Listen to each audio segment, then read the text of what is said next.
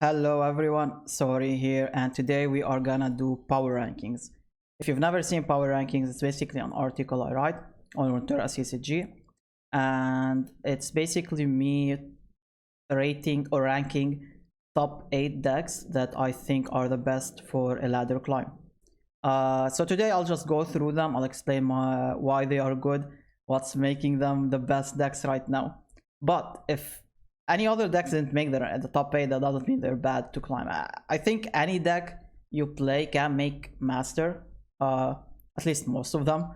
But there are obviously decks that have a little bit of an edge. So we'll talk about them today. So also, if you want the deck codes, I'll keep a link for the article in the description, and you'll find the deck codes over there. It's much easier. But yeah, rank 1 is, you've guessed it, Ezreal Cannon.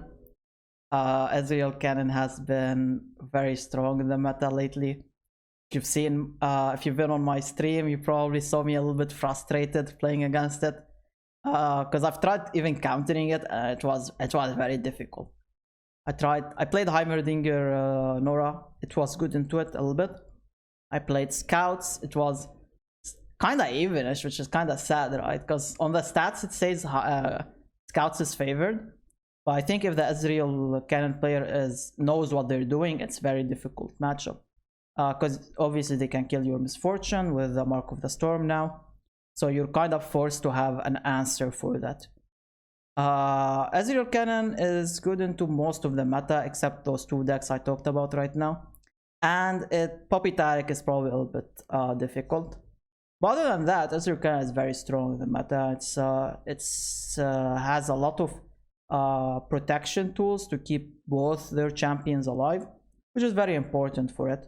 And from there, once Ezreal is leveled, they'll start picking off stuff and burning you down with the Mark of the Storm.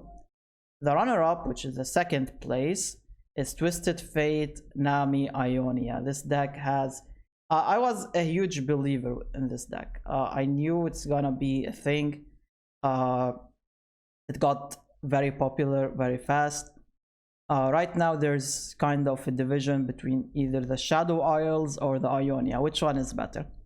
I think it's very meta dependent, but Ionia currently is the best one in my opinion. Even on the stats it's better. It wants to keep the game as long as possible, not as long as possible, but a bit long, until you start buffing up your units with Nami or Fleet Admiral Shelly with the and you can go with the elusive win condition, but that's not always the case. You could win with just buffing up your units from the double trouble and stuff like that. Heavy metal was added recently to the deck. I think we're running it now to counter Nora. You can kill Nora with heavy metal and kind of slow their win condition by buffing up their units down. Misfortune, Twisted Fate, Pirate Aggro is the third place. Pirate Aggro has been really strong for quite a while now, mostly because of Reptite Sermon and Eye of Nakagaburus. Both cards have been really strong, brought back the deck. But also we now have a new card, Ionian Hookmaster, which gives you the weapon. The weapon is very strong if you later on if you play it on Zap Sprayfen, for example, so you get to push additional damage.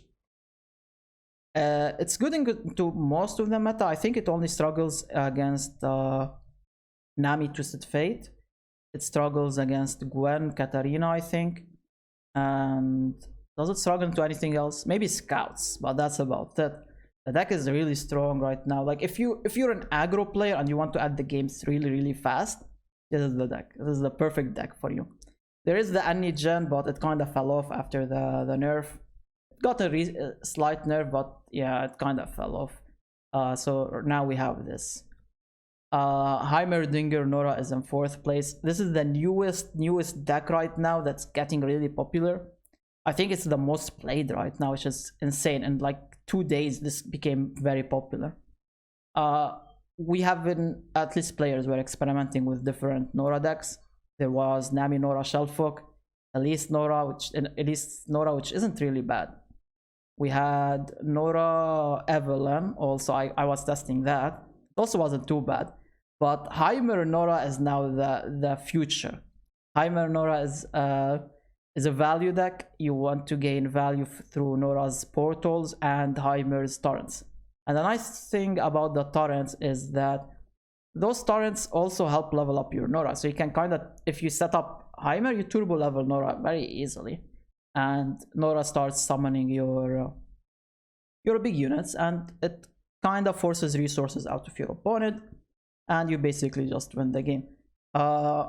What's it? I don't remember what's it bad against. I remember I wrote them. Yeah, it's bad into Trundle Timelines, Gwen Sejuani, which is the Ovum deck. I was gonna add Gwen Seju to the list, but I was testing it a couple of days ago and didn't do well for me, so I ended up not adding to the list. Remember, this list is mostly based on my own experience. It's not based purely on stats, it's just on my experience. It's also weak against Peak, but like those three decks I just talked about aren't the most popular decks, right? The most popular decks are Cannon, Nami TF, Pirates. So you're actually good into those decks, which is really good for Heimerdinger Jace, Heimerdinger Nora, which is why we see it a lot now on ladder. Maybe the meta will shift a little bit to kind of counter Heimer Nora, so the play rate will drop. But for now, this is a really good deck to climb with. Fifth on the list is Poppy Tariq. Poppy Tariq has been really strong as a counter meta deck. It beats the Ionia decks, which is why we're bringing it. What does it lose to? It loses to Viego Evelyn, if I remember correctly. It's kind of evenish, or maybe slightly favored against Heimer. I think it's evenish, because if they have the Vengeance or the what's it called? Let's see, forgot. Crumble. If they have the Crumble, it's kind of difficult for you because they killed your Poppy. But yeah, that's pretty much the deck, the rally deck. It wants to end the game pretty fast. If you buff up your units with Poppy, they become very threatening, put a lot of pressure on the board. Most Ionia decks can't really deal with that. They don't really have the ways to kill the Poppy. The best they could do is just homecoming it, but that's just slowing you down until they set up their game plan. You can just replay the Poppy and continue your game plan. Sixth place, Viego Evelyn. This is honestly my favorite deck in the meta.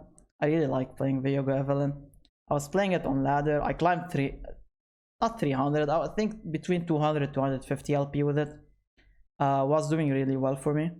The problem with Viego Evelyn is that it loses to Ezreal Cannon. Gets stomped, basically. So it might not be the best choice if you're seeing a lot of Ezreal Cannon, but overall the deck is good. It can keep up with Heimer, although Heimer can kind of also win, because Heimer is a value deck while you are gonna end up losing resources, right? You have the ways to kill their champions, but they also have ways to kill your champions.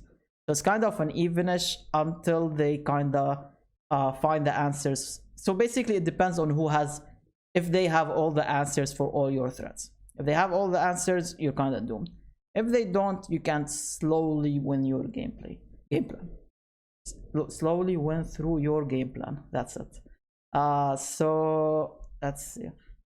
We have number 8 now, right? No, number 7, Scouts, obviously. I think Scouts, I ranked it 7, but I was so close to making it over Poppy Tariq.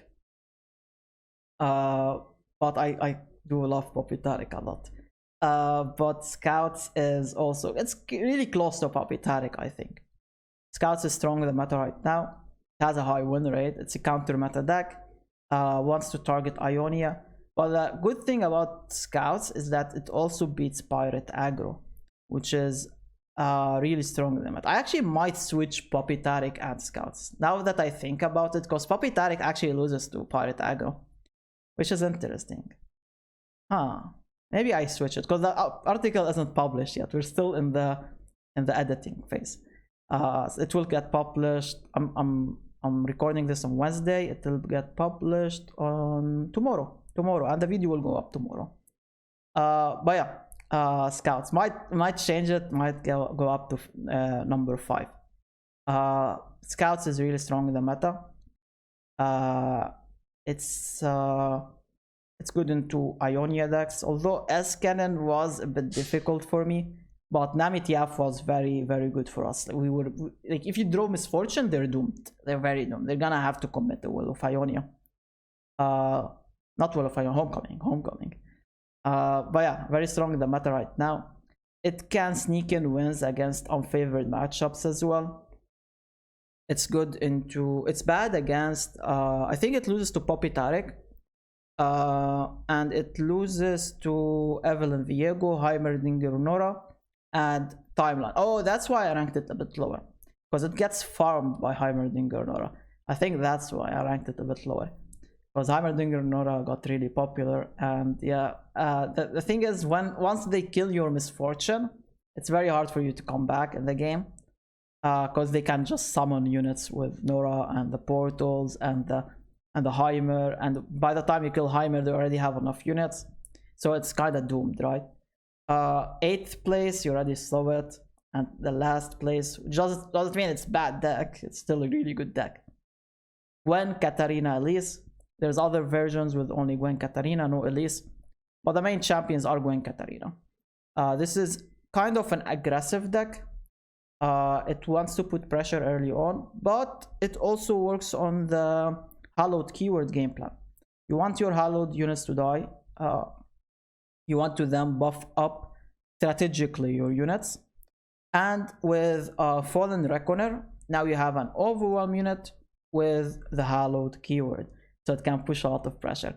Also, Fallen Reckoner stops one of their units from blocking, so now you're kind of getting advantage on the board. And you can play the Risen Reckoner later on once this dies. Also, remember that Eternal Dancers also revives your Fallen Reckoner, so that's also a plus. And Harrowing also revives them, and their effect also goes through when they're revived, so you're getting to stop a unit from blocking.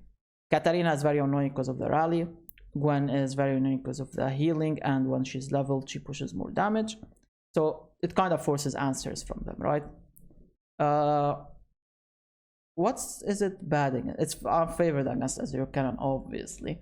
Ezreal Cannon is a menace, yeah. I mean, it's very strong in the meta right now, which is why it's understandable why it's rank 1. But yeah, that's pretty much everything about the decks I wanted to talk about. This is my top 8. Obviously, it's gonna probably change in a week or something, but for now, these are my top 8 for a ladder climb. Hopefully you enjoyed the video. I will see you in the next one. Take care and goodbye.